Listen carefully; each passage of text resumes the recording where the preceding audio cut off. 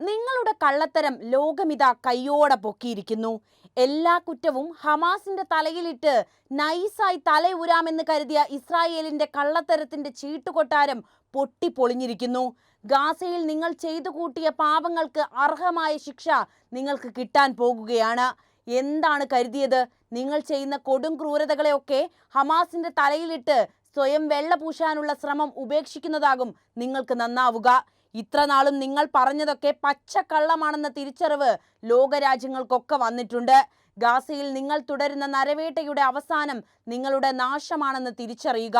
നിങ്ങളുടെ നുണക്കഥ അവസാനിച്ചിരിക്കുന്നു. എല്ലാത്തിൻ്റെയും കാരണക്കാരൻ നിങ്ങൾ തന്നെയാണെന്ന് ലോകമിതാ തിരിച്ചറിഞ്ഞു കഴിഞ്ഞു. ഇനി നിങ്ങൾക്ക് രക്ഷയില്ല. ഗാസയിൽ നാശം വിതച്ച ക്ഷാമം സ്വന്തം സൃഷ്ടിയല്ല, മറിച്ച് ഹമാസ് സഹായം കൊള്ളയടിക്കുന്നതിന്റെ ഫലമാണെന്ന ഒരു കഥ ഇസ്രായേൽ അവരുടെ വംശഹത്യയുടെ തുടക്കകാലം മുതൽ തന്നെ പറഞ്ഞുകൊണ്ടേയിരുന്നതാണ്. വലതുപക്ഷ മാധ്യമങ്ങളാകട്ടെ ആവർത്തിച്ച് ഇസ്രായേലിന്റെ വംശഹത്യ ശരിയാണെന്ന ബോധ്യമുണ്ടാക്കാനുള്ള ശ്രമം നടന്നുവെങ്കിലും സത്യം ഇതിനോടകം തന്നെ ലോകം തിരിച്ചറിഞ്ഞിരിക്കുന്നു. പട്ടിണിക്കിട്ട് കൊല്ലുന്നത് എവിടെയാണ് യുദ്ധമാകുന്നത് എന്ന് ചോദിക്കാൻ ലോകം തയ്യാറായ സാഹചര്യം അപ്പോഴാണ്. മാർച്ച് 2-ന് ഇസ്രായേൽ ഭക്ഷണം, വെള്ളം, ഇന്ധനം, മരുന്ന് എന്നിവയുടെ പ്രവേശനം പൂർണ്ണമായും നിരോധിച്ചതിനു ശേഷവും മാനുഷിക ദുരന്തത്തിന് കാരണം ഇസ്രായേൽ നയമല്ല, ഹമാസിന്റെ കൊള്ളയാണെന്നാണ് ആവർത്തിച്ചു പറഞ്ഞുകൊണ്ടേയിരിക്കുന്നത്. എന്നാൽ ആ വിവരണം ഇപ്പോൾ ഇസ്രായേലിന്റെ ആഭ്യന്തര റിപ്പോർട്ടിംഗ് വഴി അപ്രസക്തമായിരിക്കുന്നു. ഈ ആഴ്ച ഇസ്രായേലി സൈന്യം ആന്തരികമായി സമ്മതിച്ചത് തങ്ങൾ രേഖപ്പെടുത്തിയ 110 കൊള്ള സംഭവങ്ങളിൽ ഒന്നും തന്നെ ഹമാസിന്റെ ഭാഗത്തുനിന്നുണ്ടായതല്ല എന്നതാണ്. പകരം കൊള്ള നടത്തിയത് സായുധ സംഘങ്ങളും സംഘടിത വംശജരും ഒരു പരിധിവരെ പട്ടിണിക്കിട്ട സാധാരണക്കാരും തന്നെയാണ്. പട്ടിണി കിടന്ന് രക്ഷയില്ലാതെ ഭക്ഷണം മോഷ്ടിക്കേണ്ട അവസ്ഥ പോലും ഗാസയിൽ ഇപ്പോൾ വന്നു ചേർന്നിരിക്കുന്നു. ഇസ്രായേലിന്റെ പിന്തുണയുള്ള ഈ സംഘങ്ങൾക്കും ഗോത്രങ്ങൾക്കും ഇസ്രായേലി സൈന്യത്തിന്റെ പൂർണ്ണ സംരക്ഷണം ലഭിക്കുകയും ഇസ്രായേൽ ഉന്മൂലന മേഖലകൾ എന്ന് കരുതുന്ന പ്രദേശങ്ങളിൽ ഇവർ പ്രവർത്തിക്കുകയും ചെയ്തു വരികയാണ്. അവിടെ പ്രവേശിക്കാൻ ശ്രമിക്കുന്ന ഏതൊരു ഫലസ്തീനിയനും സംഭവ സ്ഥലത്ത് തന്നെ കൊല്ലപ്പെടുകയോ തട്ടിക്കൊണ്ടുപോകുകയോ ചെയ്യപ്പെടാം. എന്നാൽ നേരത്തെ 2 മാസത്തെ വെടിനിർത്തൽ കാലയളവിൽ ഗുണ്ടാ സംഘങ്ങൾ അപ്രത്യക്ഷമായിരുന്നു. പക്ഷേ പരിമിതമായ അളവിൽ സഹായം അനുവദിക്കാൻ ഇസ്രായേലിന് മേൽ സമ്മർദ്ദം ചെലുത്തിയിരുന്ന കാലയളവിൽ അവർ വീണ്ടും പ്രത്യക്ഷപ്പെട്ടു. ഇത് യാദൃശ്ചികമല്ല. ക്ഷാമം നിലനിർത്തുന്നതിനായി ഇസ്രായേൽ മനഃപൂർവ്വം കാണിച്ചു കൂട്ടുന്നതാണ് ഇതൊക്കെ. ഇസ്രായേൽ പിന്തുണയുള്ള സംഘങ്ങൾ 24 ട്രക്കുകളിൽ 23 എണ്ണം കൊള്ളയടിച്ച് റെഡ് സോൺ എന്ന സ്ഥലത്തിലൂടെ സഹായ വാഹന വ്യൂഹത്തെ ഓടിച്ചു വിട്ടുന്നതിനെതിരെ UAE പോലും ഇസ്രായേലിനെ ശക്തമായി അപലപിച്ച് രംഗത്ത് വന്നിട്ടുണ്ടായിരുന്നു.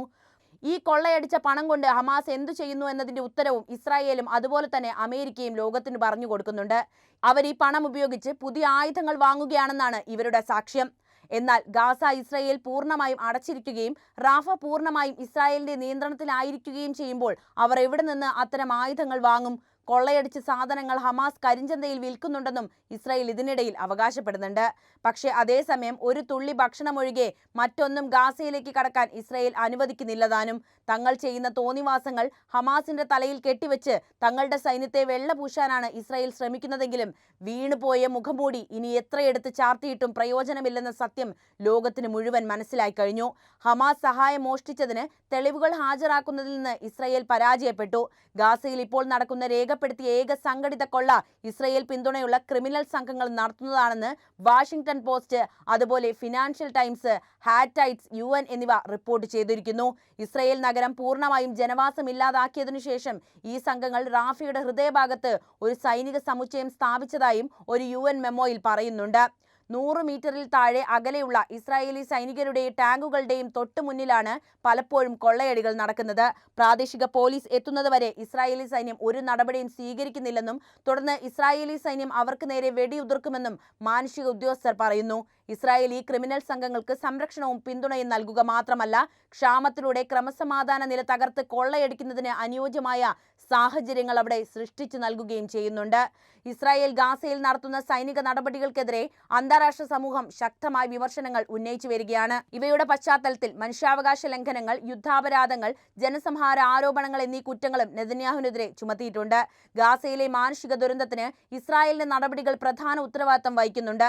ഇസ്രായേൽ ഹമാസിനെ മുഴുവൻ കുറ്റത്തിനും ഉത്തരവാദിയാക്കുന്നുവെങ്കിലും അന്താരാഷ്ട്ര സമൂഹം ഇസ്രായേലിന്റെ നടപടികളെ ശക്തമായി വിമർശിക്കുന്നുണ്ട്. 2025 മെയ് 30-ന് ഇസ്രായേൽ സൈന്യം വടക്കൻ ഗാസയിലെ അവസാനത്തെ പ്രവർത്തനക്ഷമമായ ആശുപത്രിയായ അൽ അവദ ആശുപത്രിയിൽ നിന്നും രോഗികളെയും ജീവനക്കാരെയും ബലമായി ഒഴിപ്പിച്ചു. ഇത് ഗാസയിലെ ഗുരുതരമായ മാനവിക പ്രതിസന്ധിയെ വ്യക്തമാക്കുന്ന നടപടി കൂടിയാണ്. ഇസ്രായേൽ സൈനികർ വടക്കൻ ഗാസയിലെ വലിയ പ്രദേശങ്ങൾ പോരാട്ട മേഖലകളായി പ്രഖ്യാപിക്കുകയും സിവിലിയൻ മരണങ്ങൾ വർദ്ധിപ്പിക്കുകയുമാണ് ചെയ്തത്. ഇപ്പോൾ വരെ 54,000-ത്തിലധികം ആളുകൾ, പ്രധാനമായും സ്ത്രീകളും കുട്ടികളും ഇവിടെ കൊല്ലപ്പെട്ടിട്ടുണ്ട് എന്ന റിപ്പോർട്ടുകൾ പുറത്തു വന്നു കഴിഞ്ഞു. ഇത്രയൊക്കെ ഗാസയിൽ ചെയ്തു കൂട്ടിയിട്ടും കുറ്റം മുഴുവൻ ഹമാസിന്റെ തലയിലിട്ട് തടിയൂരാനാണ് ഇസ്രായേൽ ശ്രമിച്ചുകൊണ്ടേയിരിക്കുന്നത്. ഇസ്രായേൽ ഹമാസിനെ മുഴുവൻ കുറ്റത്തിനും ഉത്തരവാദിയാക്കുന്നു. പ്രതിരോധമാണെന്ന് ഇസ്രായേൽ ഇപ്പോഴും പറയുന്നത് വെള്ളം തൊടാതെ വിഴുങ്ങാൻ ആർക്കും തന്നെ ആകുന്നില്ല. അമേരിക്ക അല്ലാതെ ആർക്കും ഇത് വിശ്വാസയോഗ്യമല്ല എന്നതാണ് ഇവിടെ എടുത്തു പറയേണ്ട ഒരു വസ്തുത. US സ്റ്റേറ്റ് ഡിപ്പാർട്ട്മെന്റ് വക്താവ് ടാമി ബ്രൂക്കിന്റെ വാക്കുകൾ പ്രകാരം ഗാസയിൽ സംഭവിക്കുന്ന എല്ലാ കാര്യങ്ങൾക്കും ഹമാസ് ആണ് ഉത്തരവാദി എന്നാണ്. എന്നാൽ ഇസ്രായേലി സൈനികരുടെ ആക്രമണങ്ങൾ, ആശുപത്രികളേക്കുള്ള ആക്രമണങ്ങൾ, സിവിലിയൻ മരണങ്ങൾ എന്നിവയെക്കുറിച്ച് വ്യക്തമായ അന്താരാഷ്ട്ര സമൂഹം ശക്തമായി വിമർശിക്കാനും തുടങ്ങിക്കഴിഞ്ഞു. ആംനസ്റ്റി ഇന്റർനാഷണൽ റിപ്പോർട്ട് ചെയ്യുന്നത് പ്രകാരം ഇസ്രായേൽ ഗാസയിൽ ജനസംഹാര കുറ്റങ്ങൾ ചെയ്യുന്നുവെന്ന് പറയുന്നുണ്ട്. അന്താരാഷ്ട്ര നിയമങ്ങൾ ലംഘിക്കുന്ന നിരവധി കുറ്റങ്ങൾ ഇസ്രായേൽ ചെയ്തിട്ടുണ്ട്. അതിന് യാതൊരു ന്യായീകരണവുമില്ല. 2024 ഡിസംബർ 31-ന് ഐക്യരാഷ്ട്രസഭയുടെ മനുഷ്യാവകാശ ഓഫീസ് റിപ്പോർട്ട് ചെയ്തത് പ്രകാരം ഗാസയിലെ ആരോഗ്യ സംവിധാനങ്ങളുടെ നാശം, രോഗികൾ, ജീവനക്കാർ, മറ്റ് സിവിലിയന്മാർ എന്നിവരുടെ മരണങ്ങൾ എന്നിവ അന്താരാഷ്ട്ര മനുഷ്യാവകാശ നിയമങ്ങൾ ലംഘിക്കുന്നത് തന്നെയാണ്. എന്തിനേറെ പറയുന്നു, ഇപ്പോഴത്തെ യുദ്ധം ഇസ്രായേലിന്റെ ഭരണാധികാരിയായ നെതന്യാഹുവിന്റെ സ്വാർത്ഥ താൽപര്യങ്ങൾ സംരക്ഷിക്കാൻ മാത്രമുള്ളതാണെന്ന് വ്യക്തമാകുന്നതാണെന്ന് ഇസ്രായേലിൽ നിന്നും വരുന്ന വിമർശനങ്ങൾ പോലും നമ്മളോട് പറയുന്നു. ഒരിക്കൽ വെടിനിർത്തൽ നടപ്പിലാക്കി പിന്നെ അത് ലംഘിച്ച് ഗാസയെ ചുട്ടെരിക്കുന്ന ഇസ്രായേലിന്റെ നയങ്ങളെ വിമർശനാത്മകമല്ലാതെ സമീപിക്കാൻ നമുക്ക് ആർക്കും തന്നെ ആകില്ല. 2025 മെയ് 28-ന് ഹൈഫ സർവകലാശാലയിലെ പ്രൊഫസറായിട്ടുള്ള ഐലറ്റ് ബെൻ ഷിയാഷ് പറഞ്ഞത്, ഞങ്ങൾ ചെയ്യുന്നത് ഗാസയിൽ വിശപ്പിന്മേൽ അടിച്ചമർത്തലാണ് എന്നതാണ്. അതായത് ഗാസയെ പട്ടിണിക്കിട്ട് കൊല്ലുക എന്നത് മനുഷ്യത്വരഹിതമാണെന്ന് ഇസ്രായേൽ അടക്കം തിരിച്ചറിഞ്ഞു കഴിഞ്ഞു എന്ന് സാരം. 2025 മെയ് 29-ന് സ്പെയിനിലെ മുർസിയയിൽ ലാ പ്ലാറ്റഫോർമ പാലസ്തീന ലിബ്രെ എന്ന സംഘടന ഇസ്രായേലിന്റെ ജനസംഹാരത്തിനെതിരെ ഉപവാസം ആരംഭിച്ചിരുന്നു. അവർ സ്പെയിൻ സർക്കാരിനോട് ഇസ്രായേലുമായുള്ള ആയുധ വ്യാപാരം അവസാനിപ്പിക്കാനും ഐക്യരാഷ്ട്രസഭയോട് സ്ഥിരമായി അഗ്നിരഹിതം, അഭയാർത്ഥികളുടെ മടങ്ങൽ, തടവുകാരുടെ മോചനം, ഫലസ്തീൻ ജനതയുടെ സ്വയംഭരണ അവകാശം എന്നിവ ആവശ്യപ്പെടുകയും ചെയ്തു. ഇസ്രായേൽ ഗാസയിൽ നടത്തുന്ന നടപടികൾ ഹമാസിനെ മുഴുവൻ കുറ്റത്തിനും ഉത്തരവാദിയാക്കുന്ന സമീപനം അന്താരാഷ്ട്ര നിയമങ്ങൾ ലംഘിക്കുന്നതും സിവിലിയൻ ജനതയെ ലക്ഷ്യമിടുന്നതുമാണ്. ഇത് അന്താരാഷ്ട്ര സമൂഹത്തിൽ ശക്തമായ വിമർശനങ്ങൾക്കും പ്രതിഷേധങ്ങൾക്കും കാരണവുമാകുന്നുണ്ട്. എന്നാൽ ഇത്രയധികം പ്രശ്നങ്ങൾ നിലനിൽക്കുമ്പോഴും ഇസ്രായേലിനോടൊപ്പം ചേർന്ന് നിൽക്കാനുള്ള അമേരിക്കയുടെ മനസ്സ് മാറുന്നതേയില്ല എന്നത് ഇവിടെ എടുത്തു പറയേണ്ട മറ്റൊരു കാര്യമാണ്. അതെ, അമേരിക്ക ഇപ്പോഴും ഇസ്രായേലിനെ ശക്തമായി പിന്തുണയ്ക്കുന്ന രാജ്യമാണ്, പ്രത്യേകിച്ച് ഗാസയുമായി ബന്ധപ്പെട്ട വിഷയങ്ങളിൽ. അത്രയും നിലവിലെ ട്രംപ് ഭരണകൂടം ഇസ്രായേലിന്റെ സൈനിക നടപടികൾക്കും രാഷ്ട്രീയ നിലപാടുകൾക്കും പിന്തുണ നൽകുന്നതിൽ മുൻപന്തിയിൽ തന്നെയാണ് നിൽക്കുന്നത്. 2025 മെയ് 30-ന് അമേരിക്ക ഗാസയിൽ 60 ദിവസത്തെ താൽക്കാലിക വെടിനിർത്തലിനായി ഒരു പദ്ധതി അവതരിപ്പിച്ചു. ഇതിൽ 28 ഇസ്രായേൽ തടവുകാരെ 1236 ഫലസ്തീൻ തടവുകാരുമായി കൈമാറ്റം ചെയ്യുന്നതും ഹമാസിന്റെ സമ്മതത്തോടെ അന്താരാഷ്ട്ര സംഘടനകളുടെ സഹായത്തോടെ മനുഷ്യാവകാശ സഹായം എത്തിക്കുന്നതുമാണ് ഉൾപ്പെടുന്നത്. ഇസ്രായേൽ ഈ പദ്ധതി അംഗീകരിച്ചുവെങ്കിലും ഹമാസ് ഇത് അവലോകനം ചെയ്തു വരികയാണ്.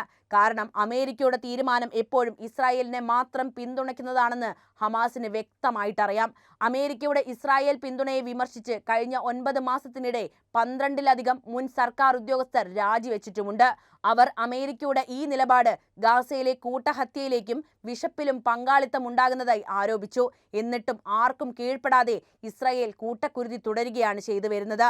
എന്നെങ്കിലും ഇത് അവസാനിക്കുകയും ഇസ്രായേലിന് ഇതിന്റെ ശിക്ഷ ലഭിക്കുമെന്നും നമുക്ക് പ്രതീക്ഷിക്കുക മാത്രം ചെയ്യാം. നിങ്ങൾ തന്നെ പറയൂ, ഈ വിഷയത്തിലെ നിങ്ങളുടെ നിലപാട് എന്തുതന്നെയായാലും കമന്റ് ചെയ്യൂ. അപ്പോൾ അറിവുകൾ എല്ലാവരിലേക്കും എത്താൻ വീഡിയോ ഒന്ന് ലൈക്ക് ചെയ്യാനും ഷെയർ ചെയ്യാനും പ്രത്യേകം ശ്രദ്ധിക്കുമല്ലോ.